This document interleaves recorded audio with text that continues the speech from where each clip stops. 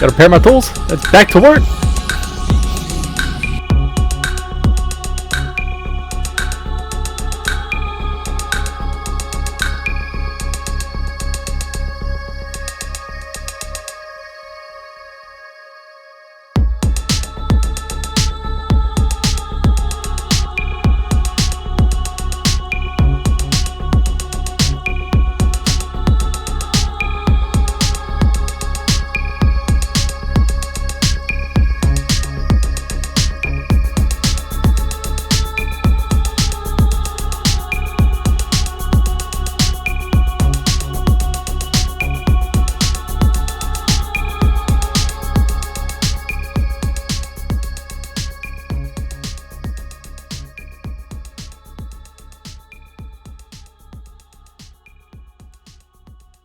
I knew something looked weird there, but I wasn't sure exactly what was going on because it seemed to work usually. When I mess something up, it just explode, or at very least they don't work. So I noticed it was off because it was way too low, and the way it looked when it was shooting seemed really off. You can see back here, where it crosses paths with the main north to south tunnel. That's a good deal lower, and turns out I fixed it in time lapse. But yeah, I switched this observer and this slime block. Somehow I got them backwards. I wasn't paying attention, I guess, when I was building it, and it didn't actually break anything. It just changed the timing. Because with this slime block here, I guess this is small enough. Yeah, that this can still push it. It's still within the push limit. So it kept pushing it, and so it sped this part up instead of having the delay of another extension. So that's why it was kicking the TNT down a bit further. So now I got it fixed, but I have just one odd stretch of tunnel that's going to be just a little bit different than everywhere else. But hey, at least it didn't blow up this time.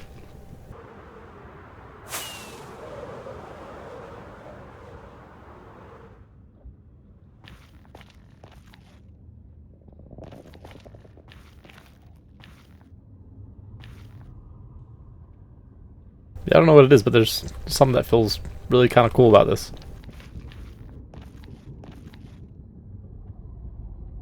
Anyway, I have my main north-south axis coming down here, and this is the intersection with my main east and west axis coming down here. I currently don't have anything I plan to do further east or west, rather, further west or further south, but I just sent the tunnel bores on.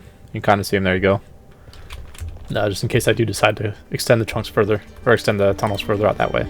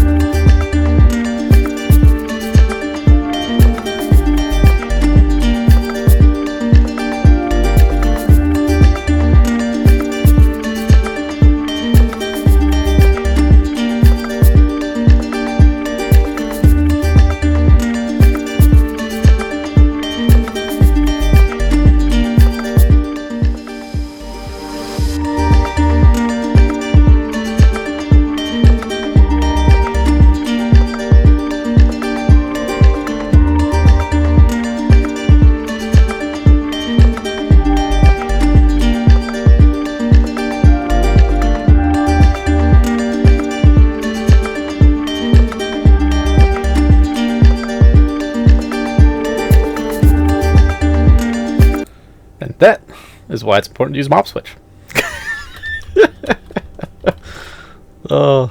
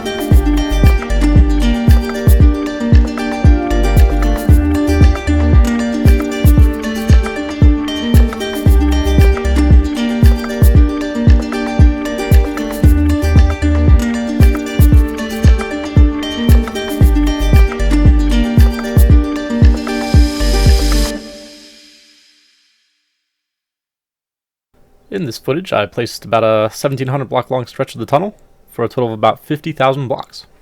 So, hope you don't mind if it was a little long. I just wanted to catch the full thing to show these 5 machines in use. I think it's it was much nicer to take the tedium out of placing all the blocks. So just grab the spare gear out of the ender chest. Looks like I picked up everything. I don't think I lost anything except the levels. I think I still got my blue ice. So I think I'm good. But yeah, oh well.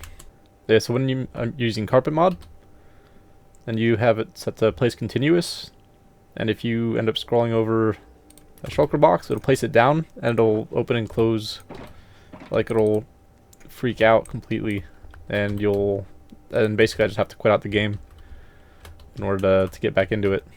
So I did that, and then the mob switch was off, and I just figured I'd go ahead and risk it. I forgot how hard magma cubes hit, and it's like as long as they're in contact with the player, they continue dealing damage. So, like I said, it probably killed me fast. I got a good XP farm, so it's not really an issue. So I've had a few more pillager patrols I've had to deal with, and yeah, red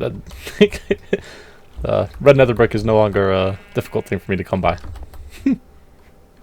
You can definitely use these machines without carpet mod.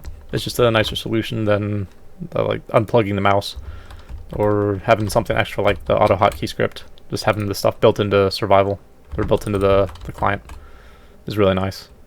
I'm happy with how it's going so far. It's going to take a while longer.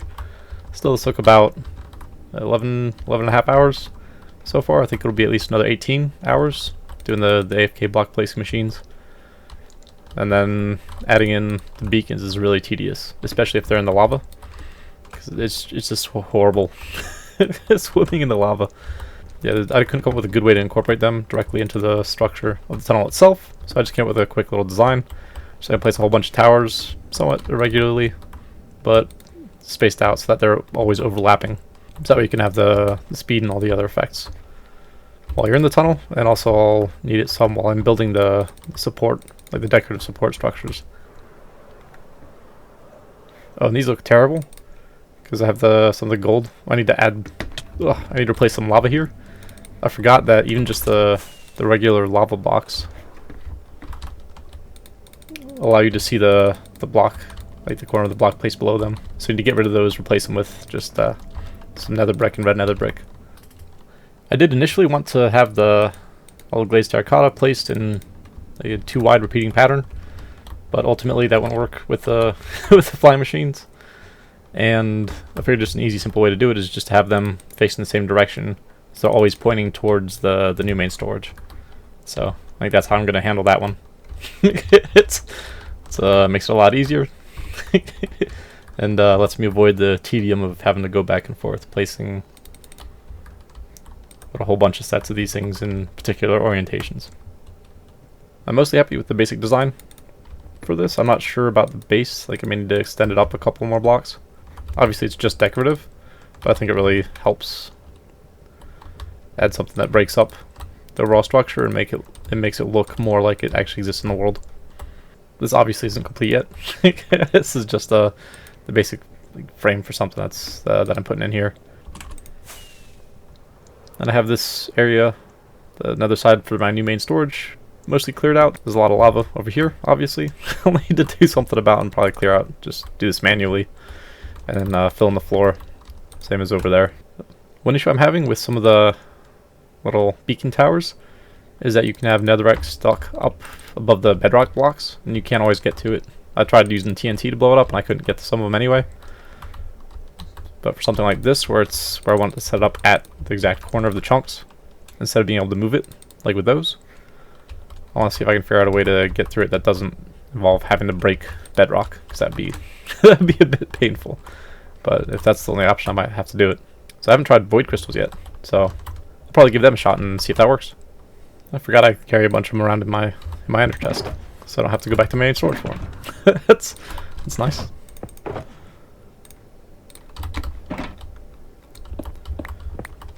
Cool, well, it's been a while since I messed around with them. Hopefully I don't blow myself up.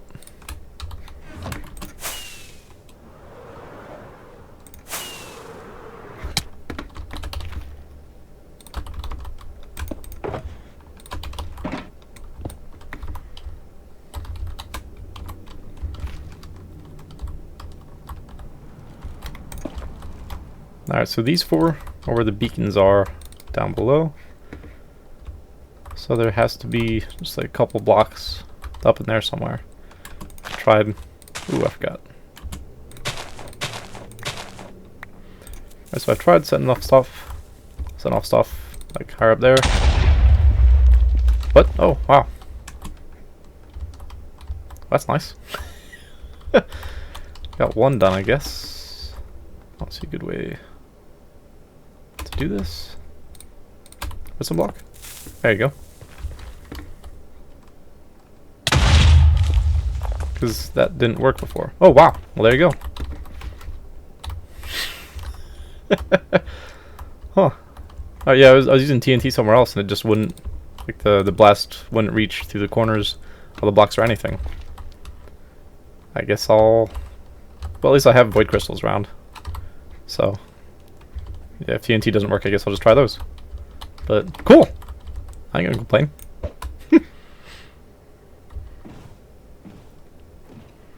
I'm used to the packed ice. This blue ice stuff is insane. Let's look at my survival world. This is the basic junction. I need to replace some of the rails, obviously, and add some levers. I'm gonna have a station here at my mega build perimeter, and obviously one back at my main storage, at my new main storage. And all you have to do to get to the next set of blue ice is just hold in towards the center from whatever direction you're coming from. Oh, that's not good. Right. So I have a few extra junctions currently identified. There's a mushroom island biome and a ocean monument around this area. So I just set this up so that way in the future, if I want to add some sections extending out, I don't have to come back in and clear out an area. Or I don't have to like rip out an entire section. I already have a couple extra junctions built in. I'm not sure what I'm going to do with this yet. I might just close it off for now. So it's all the way down here around 380. So this is about the other end that I've completed so far. So this way heads back, well, obviously past spawn. I've already got the tunnel bores. I think both of them? Yeah, both of them already all the way out past my nether fortress farm. So past spawn perimeter.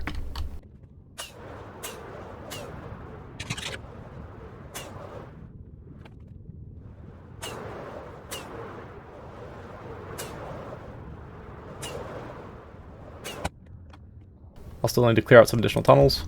Going through that way, I have the junctions already planned out. Once I get this set up as well, I think I'll set up well, I'll figure out how to connect it to this thing here. So once I get the tunnel connected all the way out here, I want to then set up the new minecart stations I've designed just to check them in survival, make sure it actually works properly with different types of mobs and different fill levels of minecarts. There are minecart chests, just to make sure it actually works properly. I had some odd issues with the old version, that's why I had to slow it down a little, but it seemed good and creative. So I just need to build it up and test it out over long distance in survival, and then I'll go ahead and make a quick tutorial on that new version of those. So I think that'll be it for this episode here. I don't think I'm going to do another full time lapse like that again, showing the building process. I just wanted to show it at least once. The AFK like block placing machines in use. I'm going to go ahead and do probably most of the rest of it off camera and just show some of the later progress updates as I complete the thing and get the minecart stations running and get the horses and all that figured out as well. I'm going to release a tutorial video on the machines themselves. It's really just the adapters that are interesting, and it's obviously really pretty simple. That'd be it for today. I hope y'all enjoyed, found some interesting, and y'all take care. Cheers.